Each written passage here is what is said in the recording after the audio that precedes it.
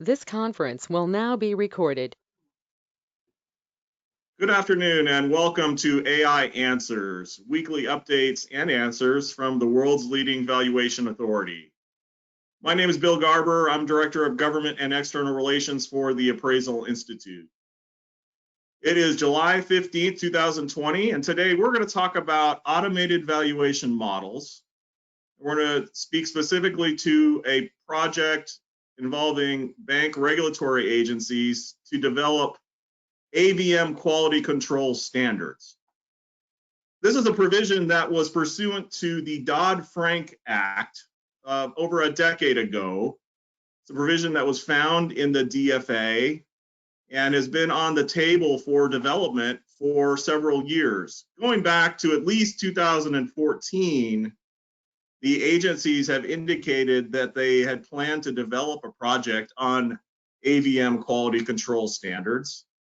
And at one point thereafter, they attempted to start that project, but ran into complications and different issues within the agencies and aborted the project at that time. Earlier this year, we received some indication and confirmation from some of the agencies that they had regenerated the AVM quality control project.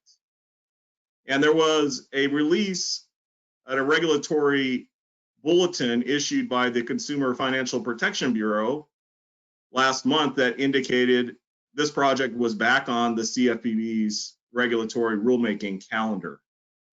Now, this was all prior to COVID-19, where some of this was developed. So we don't know to what extent that particular pandemic and the issues and resources that are pulling away from other regulatory endeavors are affecting this particular initiative. But we can assume that the project is at least in the pipeline for development and is being considered by agencies today. So we've brought in an expert on AVMs with us today to talk through AVMs in general and a little bit about this project. Our guest today is Paul Chandler, MAI, and CEO and founder of Property Sciences, a national appraisal management company based in Pleasant Hill, California. He founded Property Sciences in 1984, received his MAI designation in 1989, which is the same year he graduated from the Walter A. Haas School of Business at UC Berkeley. While at Berkeley, he studied AVMs, and now 30 years later, he finds himself as the newly appointed chair of an Appraisal Foundation Industry Advisory Council task force on AVM standards. Paul's also the past education liaison for Region 1 of the Appraisal Institute and education chair for the NorCal chapter, and recently elected secretary for the NorCal chapter of the Appraisal Institute. Paul will be discussing with us today the current state of AVMs and housing finance and how the task force is to provide guidance to regulators on AVM quality control standards. So thank you, Paul, for joining us today. And before I get started, I noticed on your CV that you were a former registered securities principal. That was a long time ago. Yeah, I got all of the licenses with the idea of forming a partnership with an S&L. The S&L crisis hit, that never came about. And I ended up working in the loan servicing asset recovery department. And while there, I realized lenders needed some help before they funded new projects to be built. And I started Property Sciences shortly thereafter. So perhaps you should have stayed in securities. You think? For sure. Can you tell us how a former registered security principal got appointed chair of the AVM standards task force for the foundation's IAC, and how is that going so far? Yeah, that had nothing to do with it for sure. Hey, you know, this is a very important topic. We talk about it regularly. The regulators have been talking about it. You know, and to be able to do anything, we're going to need to have broad stakeholder approval, which you know is very difficult. Maybe before we get started, if I could ask you, what are you seeing in DC. You gave us a bit of an update, but any other perspective on legislation that maybe is happening in DC that will affect all of us? Well, relative to the ABM issue, it is a hotly contested topic. It's not one where we find that there's been a lot of consensus that's been built around it. I mean, certainly there's been discussion about fintech and how that might be applied in mortgage finance and consumer protection applications. There are certain interests that support growth in fintech activities that might touch on some of these issues, but there's also been some countering views to that relating to modeling and reliance on computer assisted programs too heavily and leaning too heavily on modeling and not enough human input. That was very, very evident following the last election, where there was polling and modeling that was just blown out of the water, post-election. There's a lot of skepticism about the use of models and how they might be manipulated as well in certain camps and certain quarters. So the same is true relative to real estate valuation. We hear frequently concerns about how it may be easy to manipulate the data that are going into these models and garbage in, garbage out scenarios, and a need for oversight in this area. So it's kind of a mixed bag. And I think, the Dodd Frank Act is so far in the rearview mirror that a lot of people probably haven't stayed in touch and stayed tuned to this issue, because there have been other rulemakings that have come out, other issues have come forward. So, once this gains some traction, I think it will actually have a level of interest. There'll be quite a bit of activity and quite a bit of comment in and around it from stakeholders. I agree with that. We see, now that the Industry Advisory Council has formed this task force, that we're slowly starting to see more people getting interest and participating with us, which I'm encouraged by. Well, let me get into the story of how it got started. Hopefully, as I tell this story, you and others will better understand, why I have been warning that algorithms are a potentially dangerous cocktail for American homeowners. Probably better than most how vocal I have been at industry events talking about that. And at times I have probably foolishly leveled the charge that I believe that anyone that's using an AVM for a covered transaction is currently violating the laws of Congress. Let me put up that slide for us, just for folks to remember. So here is the Dodd Frank law. It uses the shall word, which we know is an important word. And if you just look at the key points, it says basically models used shall have QC standards. And it has been 10 years and no standards have been developed. We continue to talk about it.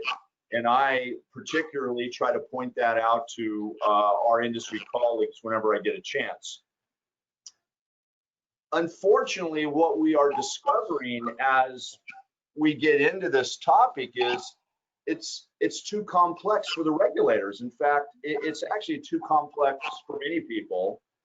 And currently, there's way too much reliance on a few firms only in this area, and those firms, appear to be understaffed and a bit credential thin. So as we got this task force going, we knew we needed to add some smart people, and we feel like we're making good progress in that area. We have attracted some professors from some top universities. We have academics from UC Berkeley, the University of Wisconsin, Columbia, UC Irvine, and we have several subject matter experts, executives from some of the largest banks starting to participate with us. And we've reached out to a few other, key stakeholders, and we're trying to get them involved. One of the larger organizations is going through conflict check right now, so we're hoping that they'll be able to join us. And of course, all of these people make me feel stupid every day. Now everyone's knowing my weaknesses. The more I think about this job, I realize I'm not getting paid. I feel stupid almost every day. The job really kind of sucks, to be truthful with you, but the problem is I think I actually am too stupid to quit, so that's a problem. I think I'm having an epiphany, Bill. Let me share this with you. But before, let me ask you, can stupid people have epiphanies? I'm not sure about that, but here's my epiphany. Remains to be seen. Good point. I think the Appraisal Institute should start a program around AVMs. We have great subject matter experts. We're the international leader in appraisal education and have been for many years, and this topic is important. So I'd love to explore that or help however I could with that. Sure, and ultimately that's a decision for the AI board of directors. But I would note that we have quite a bit on this topic within the body of knowledge. We've published textbooks on the subject, and even some education in and around it. We, in fact, have a seminar right now on blockchain and artificial intelligence and the applications in real estate valuation. So there is quite a bit there already, although not a formalized program. Yeah, I think we could get great lift, and I think it's important. These models are complex, and the more education, the better. Because I've been talking about the dangers of algorithms for so long now, many people feel like I'm an opponent of AVMs, and I just want people to know that's so far from the truth. I built them as a young graduate student. We actually put one into production and had it tested by industry stakeholders, and it was actually rated the top. This is way back in the day. They have so many great applications. Think first about QC, workflow, sales funnel process, screening transactions. Think about portfolio sales when you're selling 1,000, 10,000 transactions at a time. Perfect tools for AVMs. But for a single transaction, for an American's, primary transaction, they're not a safe and reasonable use in many, if not most cases. But just understand, I'm talking about a credit-driven algorithm, appraisal waiver with no independent professional review nor certification of any kind. So hold on a second, though. You said not a safe and reasonable use in many instances. What kind of proof do you have?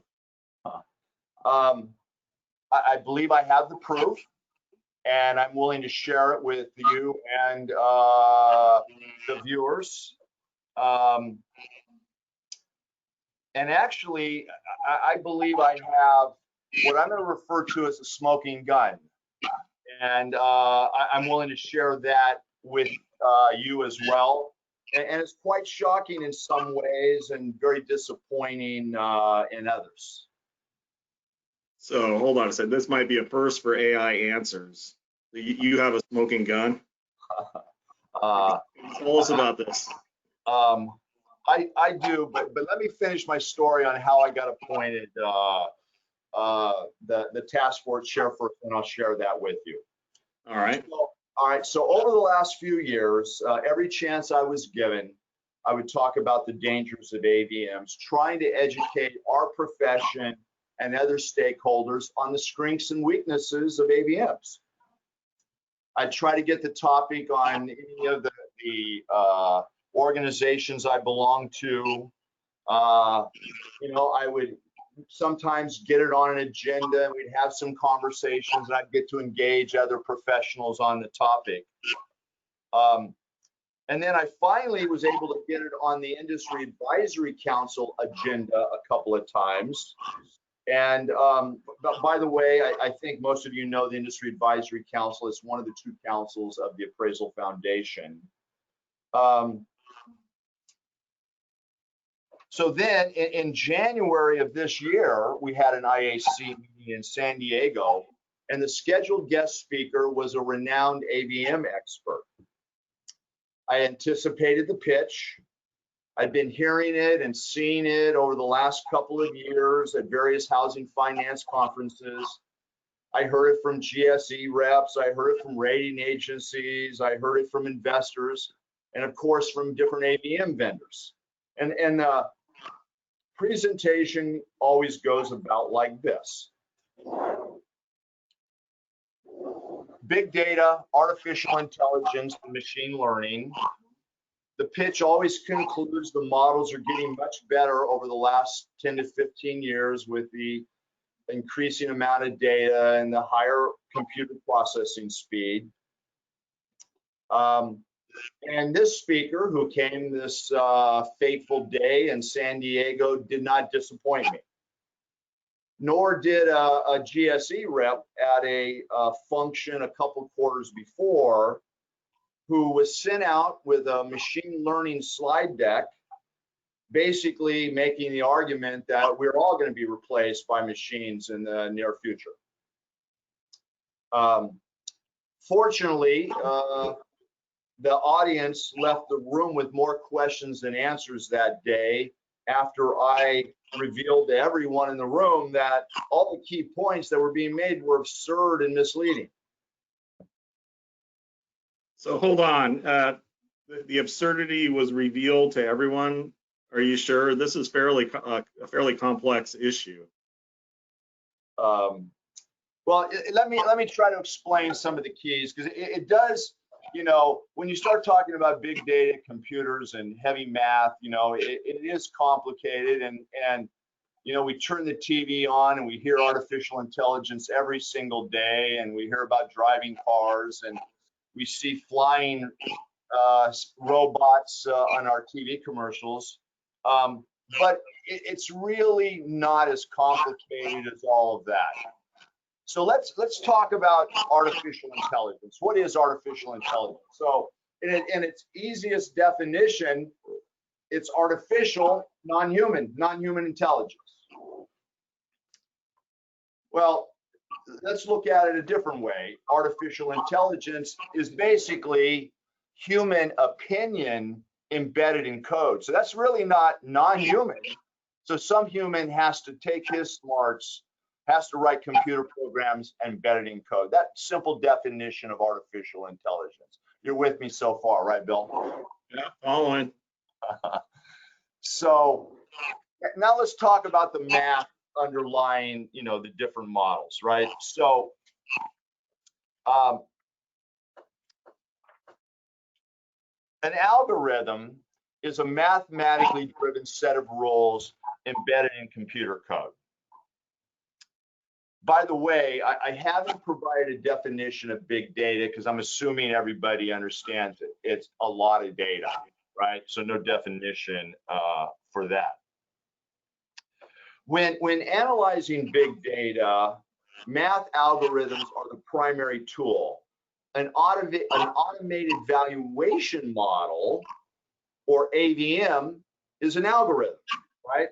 An AVM is a series of math formulas and computer code used to screen data and metrics, glean knowledge, and help with collateral due diligence workflow processes.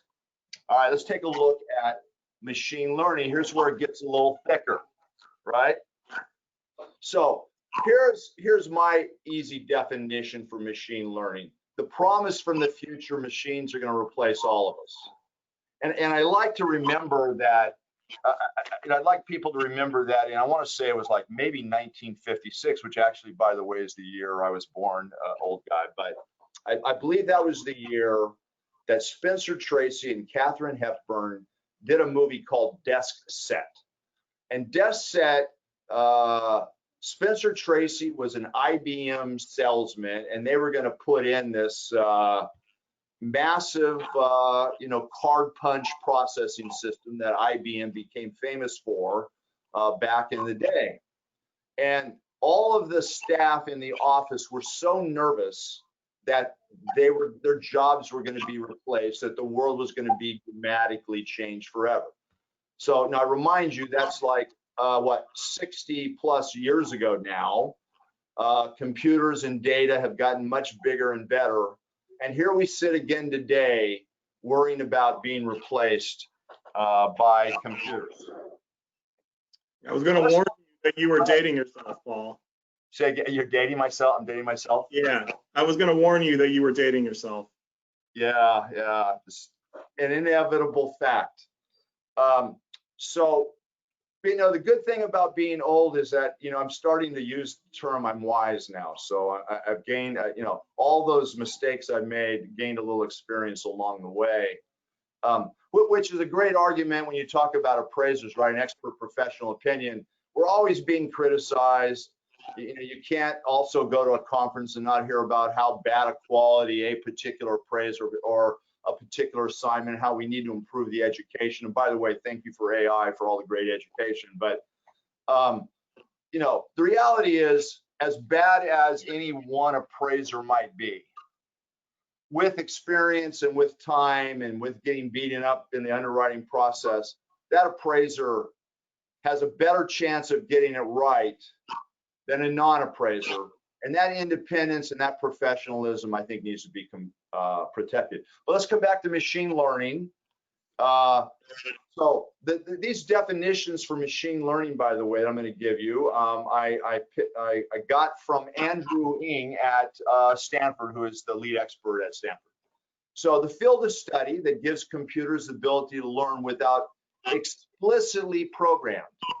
And you notice I highlighted the word explicitly in green because that's kind of the money word, because it says without being explicitly. And that's kind of the hedge word, because all computers have to be programmed. And even computers that use machine learning need to be programmed by humans. We need to keep humans involved in the process. So if you have a technophobia or a fear of technology, I would recommend CBD, relax, look around, study history.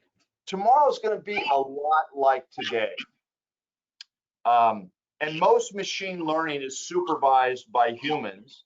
The machines are not yet informally meeting by themselves in overworked support groups. Now let's take a look at machine learning, which is, again, the promise that computers are going to get smarter and more effective than humans at making many decisions. And it is clear that machines can crunch data quicker, faster. We need to use calculators when we have a bunch of numbers lined up, and a big calculator is better than a small calculator when you have a lot of data, right?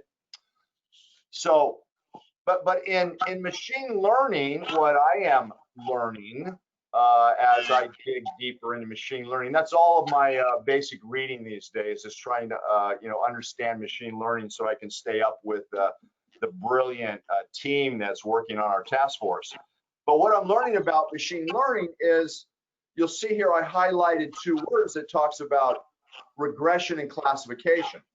And when I first kind of read that slide, again, thank you to Dr. Ng at Stanford, but I read that slide and it's like, well, wait a minute, regression, we're running hedonic regression models. In fact, most of the AVMs that are in the marketplace today are regression hedonic models. They're repeat sale models and hybrids and others. But at the end of the day, understanding big data, the main characteristics that drive real estate transactions, hedonic models drive most of that, which is regression. And now they usurp that and they call it machine learning. I just thought it was like econometric analysis, but now it's machine learning because it just sounds so much smarter, right? And then, classification is trying to, pick a discrete variable, also, again, more econometric analysis type stuff.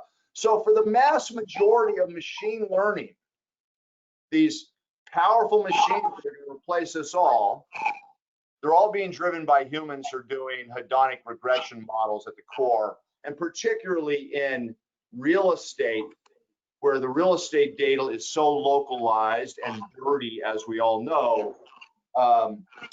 You know, this has been around. I used to like to tell people in the early days, you know, they would tell me, hey, AVMs are going to replace this. And I'm going, all right, come on. In the 1960s, the academics were using Cray computers, and they were using Freddie Fannie oil patch collapse data from the 80s or the 70s or whatever period of time it was, and they're crunching a lot of big data on Cray computers. But you know, now we have a more powerful computer in our hand, and so everybody is a side chair AVM analyst. But the reality is, the data hasn't really changed that much, even though they now call it big data. A square foot of the house, the lot size, the age, those factors that have been driving value for years haven't really changed, and academics have been studying it for a long time. So now let's go into the scary stuff, unsupervised machine learning. This is where the machines basically don't need people and they just learn on their own. But when you dig into this topic and you listen to people who are doing deep research and working on this, what you realize is that they use it to what they call clustering of data. So they throw a bunch of data into the machine and say, I'm not going to tell you anything about it. Of course, there are these clustering algorithms that have been built by others that most people use, some off-the-shelf clustering algorithm. And it says, hey, plot me all the data and let's see if I can see anything with it. Well, guess what? Guess who has to look at those clusters and figure out what the heck is going on? Humans with experience, appraisers, professionals, people who understand data. So don't be as afraid of machine learning when you hear it, not quite as scary. Oops, let me back up here. So let me get back to my story of how I got appointed task force chair. So remember, I'm at the IAC in January. It's San Diego, luncheon, renowned AVM speaker. Usual slide, did not disappoint. Big data, artificial intelligence, machine learning. Boastful claims that the models have gotten much, much better over the last 10 to 15 years. I let her go on for a while, and then I asked the following question.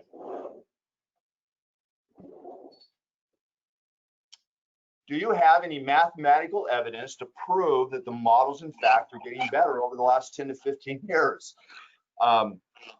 She looked bewildered, paused, looked around the room and said, I don't understand the question. Every time I think about this response over the last 4 months, I start chuckling again. She said, I don't understand the question. I smiled. The other IAC members, some of them were smiling. We're looking around the room. And I responded, I said, all right, let me see if I can rephrase it in a different way.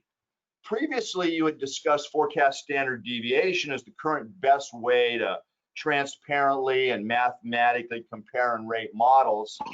Let me ask you the question in a different way. So do you have any mathematical evidence that the forecast standard deviation of models has improved dramatically over the last 10 to 15 years? Same response, bewilderment, nervously looking around the room. Then the speaker said, I don't think I know how to answer that question. Then the speaker asked for help from other AVM modelers and auditors in the room. I'm not going to discuss the conversations that were discussed there at the IAC meeting, but let me just say this. Nothing substantial and no evidence that anyone had any mathematical evidence. So once the discussions had ended, the speaker began to continue with the slide presentation like, no important question had just been asked. I interrupted and I said, excuse me, but just so I'm clear, before we go on, let me make sure I understand the discussions I just heard. Am I clear, am I correct that not a single expert in this realm has any mathematical evidence that the facts, any mathematical evidence that the models are in fact getting better? There was dead silence in the room. I'm looking around, I'm smiling, and then you hear a forced voice loudly respond, yes. And I didn't know who it was, because everybody's kind of on the edge of their seat. They're leaning up against the table, and I know it's coming from my right, so I kind of like peer, and I like look back over, and I wave to the other member who had responded to yes. And of course, I immediately asked this member to share with me any facts that he had. And of course, the member stammeringly said, well, it's confidential, but if you were a client and paid for it, we could have it to you. And I said, well, you realize this is a foundation task force meeting. We'd like to, have you help us if you can. We'll talk more later. It has been 6 months, and I'm convinced such evidence does not exist. And just remember, I said I had a smoking gun that proves the models do not work well. This story of the defrocked renowned AVM expert is related to the smoking gun. Okay, well, let's hear the story. All right, well, let me finish my story on my appointment first, and then I will get to the smoking gun, I promise. So the renowned AVM expert was unable to provide any mathematical evidence that models are in fact getting better, even though AI algorithms and AVMs are all about math, nor could any other expert in the room. I can't stop chuckling about it. But anyway, the failure by the cadre of AVM experts in the room to provide any proof that AVMs are in fact getting better illuminated to the Industry Advisory Council that we needed to take action. Toward the end of the day, the council voted almost unanimously to start an AVM standards task force. After the meeting ended, the chair of the task force said, Paul, I'm appointing you chair of the task force. I wasn't sure you were going to finish the story. So yeah. What about the smoking gun? Okay, so, but didn't you ask me before the progress of the task force? Let me get through the progress of the task force and then the smoking gun. So we have broken the task force up into 4 subgroups: model development, data quality, confidence scores, and intended use and user. The model development subgroup is mostly academics and statisticians. Actually, the lead on the data quality is also an academic. The subgroup that I think will ultimately have the most people is the confidence score and statistical reliability. People are coalescing around, we need something to better compare one AVM model to another AVM model.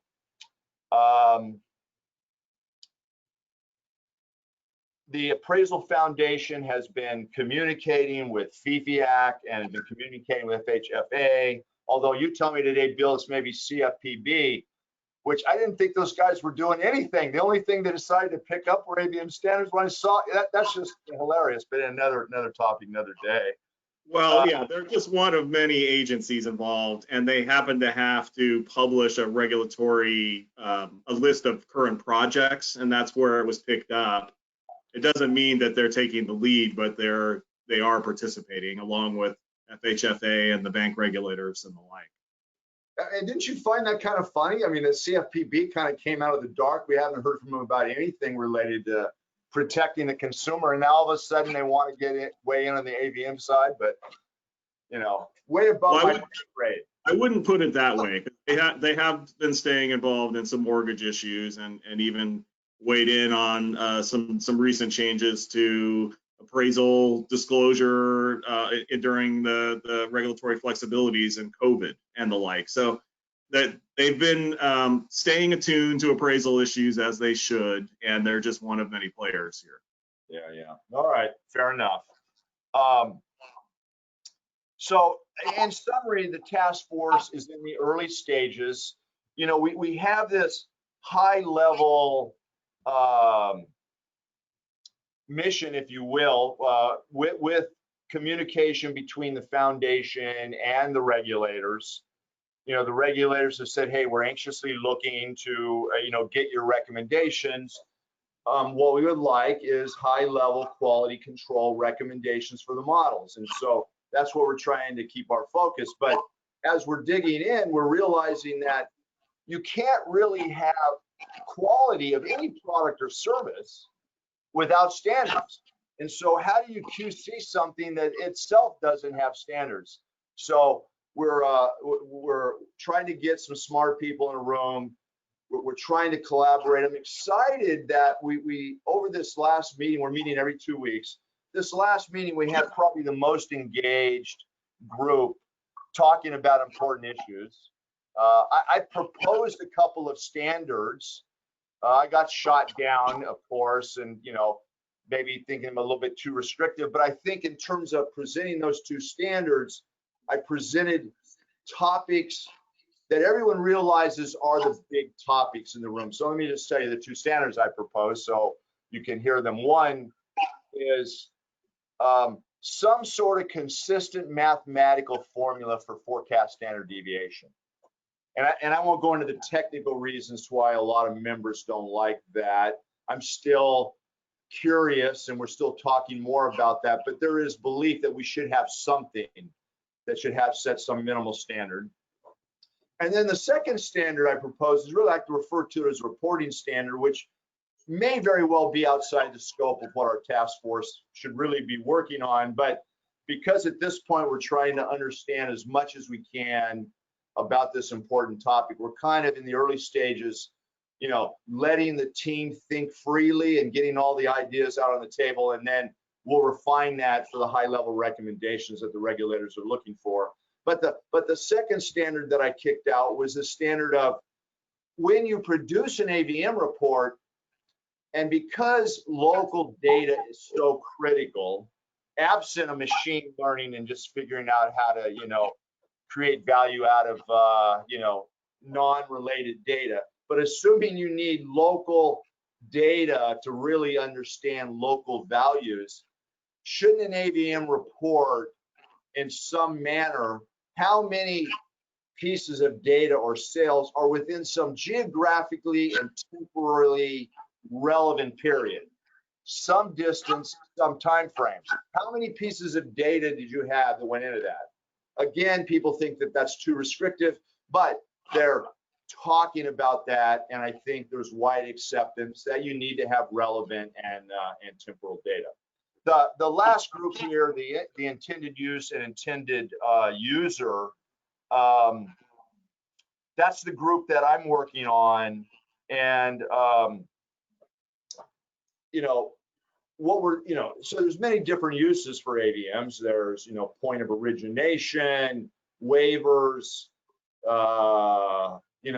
the new bifurcated process with an AVM, with an appraiser, many different ways that you can use AVMs. But for purposes of us, digging in and understanding this, we're starting with the concept that this first use case is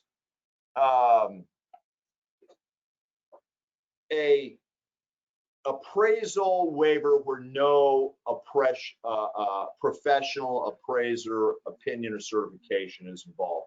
And we feel if we can get that use case and get some talking points and issues for the regulators around that, then the lower risk uses, which would be the QC and the portfolio sales and the HELOCs and some of the other, low LTV transactions, it'll be much easier for regulations and QC if we can get the recommendations out at the so in summary, task force in the early stages.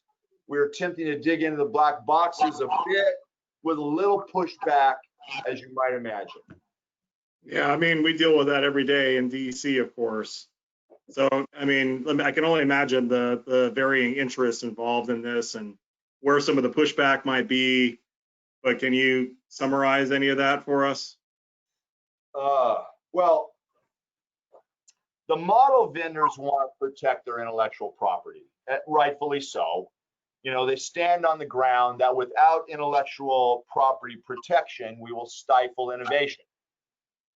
While this argument can certainly be valid, our task force continues to ask, what is proprietary about a math formula or a statistical metric? I've heard some interesting answers around that question, by the way. Well, as the chair of this task force, I certainly do not want to lead us down a path to stifle innovation. I understand that. And accordingly, I created an aphorism to help reconcile in my mind, and hopefully in the minds of others, this battle between truth and innovation. You know, I know you're not supposed to read your slides. It bores your audience, but I just really like reading this one, so bear with me. Innovation is a promise. It's not real today, right? I mean, we want to protect innovation, so we don't want to have any standards now because that would stifle innovation in the future. Okay, but it's only a promise. It's not real. Truth is fundamental, right? You know, and truth is related to American homeowners' most important financial transaction, trying to understand their deal, right? So innovation is a battle to find a new truth, and we need innovation, and we have to protect it. And you know, no country does it better than us, and we need to make sure that we maintain that leadership position. But we must protect innovation as well as truth. And so hopefully, you know, we can find that balance here with our committee. There's no better industry than housing finance to demand that truth must trump innovation when the task is as impactful as protecting the financial well-being of so many citizens. You know, we're talking about AVMs. You know, whenever I get on this topic, I always think about, you know, the financial literacy of our country. It's not great. It's disappointing that a country, you know, so gifted and so rich as our country, that hasn't done a better job of educating the general population. And there's a lot of statistics out there where, you know, people have difficulty calculating mortgage interest. Not that many people can do it. The majority cannot do it. Not that many people can withstand an impactful expense, a car repair, casualty of some kind. And the American home equity is so important to people, and it sets them on the right path if they do it right. That the appraisal is such a great education tool for people. And I'm just very concerned that people are going to misunderstand what an AVM does, what its strengths and weaknesses are. They're getting a loan. The lender tells them, hey, the AVM appraisal came back in at whatever it came back in, and they just think that that's the value. And it's much more complex than that. It's much more important than that. And hopefully we'll do a job of helping find the balance so that we can promote innovation, but protect the truth.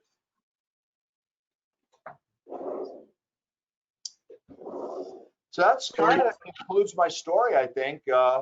So are you going to reveal the smoking gun or not?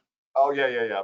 Of course I am. But let me just finish up with this before I get into that. Any residential appraisers, if you're listening to me right now, pick up the phone, call, go to the internet. I want you to stop being afraid. These models don't work well for how they're being used. Please come join in the fight. You need to stand up for your profession.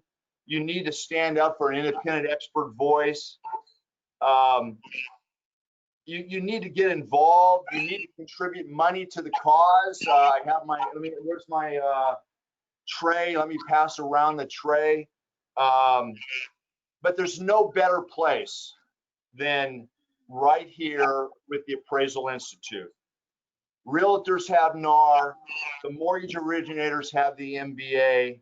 Appraisers need one voice. The Appraisal Institute has demonstrated its leadership. I know there's been a disconnect at times between residential appraisers and the commercial appraisers.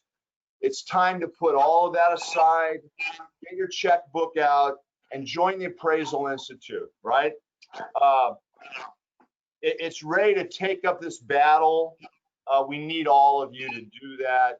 If you have any questions, call me. You know, this battle is long from over. We need your important role in our profession.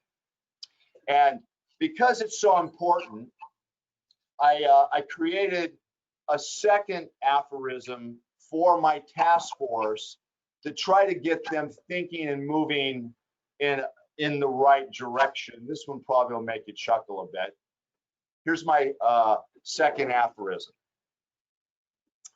So if we fail to adopt AVM standards, we will submit the public to a cyber world of utopian promises and Ponzi schemes. And I've had some people recommend I should take out Ponzi schemes, but I just had fun with that. Take out Ponzi schemes and put in predatory lending. We'll live in a cyber world of utopian promises and predatory lending. So this is really important stuff. Well, no, and I appreciate these comments. You know, AI is very active on residential issues. We have a very active residential appraiser project team that's providing advice to our leadership. We're developing education on the residential side on a continual basis. A lot of the issues that we face in DC in our Washington office are residential and orientation, whether it be COVID or post-COVID representation of the interest of appraisers. So you know that we need as many good appraisers involved with our organization as that we can attract, and we're open to them and those willing to pursue appraisal as a professional endeavor. But you know, before we go here, we're running out of time. You got to tell us your smoking gun. Yeah, all right. Well, let me say I concur with you know, the need for residential appraisers, and thank you for all that you do and for what AI does. I see it. You know why I've been so active and have been trying to participate, because I believe that the best hope for our profession lies with the leadership that we have at the Appraisal Institute. So I look forward to working with you. All right, now the smoking gun story. Now, and I know it's been a big buildup. It's a very controversial story. As I said, it's somewhat, you know, disappointing, somewhat amazing that this evidence exists, but I do have evidence. A recent academic report was produced. It's the most substantive research of the current state of AVMs in the marketplace. And, you know, it's very technical, very mathematical, a lot of data sets. But as you read through it, there is a section that basically uses terms like alarmingly, grossly overestimating accuracy. And I think in and of itself, it makes the argument that the use of AVMs for a single transaction should be limited dramatically, if not maybe eliminated, for a covered transaction touching Americans' home primary transaction.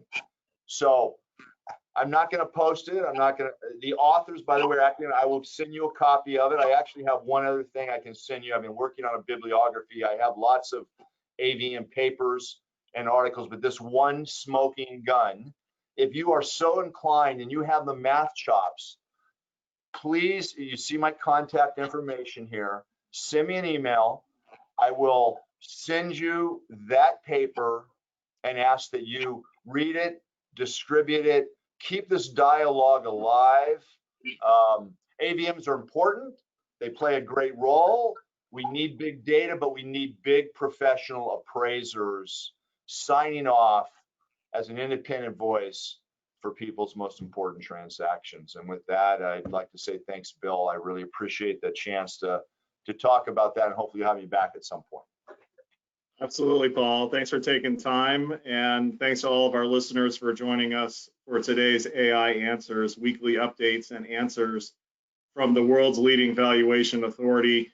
Before I go, Paul, any final words, words of advice or wisdom relating to this project? Yeah, words of advice, wisdom. That's a great question. I get that. You know, keep the faith. You know, if you're an appraiser, you got to believe in what it is we're doing here. You know, you've worked with transactions, you know the challenges. You know, one of the smoking areas I talked about is that there's really nobody at the regulator structure to really take on this, and so I sort of feel like I have this responsibility, spending my whole life in this profession, to make sure that this gets done right. And you know, as you've mentioned, Bill, this topic of algorithms is bigger than housing finance, right? How are computers and algorithms going to be used with data, many cases private data? How are we going to use that data and build a better world for all of us, not just, you know, create click fees for a few people to siphon off the profits? And so this is a big, important task. I'm grateful for the people that have agreed to join me at no compensation to date. We could use an AI grant, by the way. We can talk about that later. But that's my words. That's my words to the wise, or my wisdom. Seek out a grant so that we can do some substantive research and make sure that AVMs in the future are fair and transparent, and help us maintain the leadership as the you know, international global financial leader. I think as time goes by, this project is important also because, you know, as you know, there's a push for standardization in banking globally, right? There's a push for standardization and securitization of products globally. And so, you know, for there to be quality, we have to have standards. There's no other way. I might recommend a book to you by, I want to say his name's Philip Crosby, Quality Without Tears. He makes that argument so simply that you will never have quality. And you know what's funny, Bill, is that we hear about appraisal quality all the time. So I know the talk is we want quality. Well, if we want quality, then we need to do standards. You know, thank you to AI for helping with the USPAP standards back in the day, because you realize that we have to have standards to have quality, but we have to have that in the AVM space. And if any of you out there have an interest in this topic and think you'd like to work with us, there's slots available on the task force, and I'd love to talk to you. Okay, so while it's been 10 years since Dodd Frank, it sounds like this conversation is just starting. Hopefully you're not telling me I've got another 10 years. You know, my only wish is that we get some consensus and we have some standards before I'm too old to go to any party. All right, we can all hope for that. Paul, thanks again. We appreciate it. And thanks again to our audience. Everyone stay safe, and we'll see you next week for AI Answers. Great. Thanks, Bill.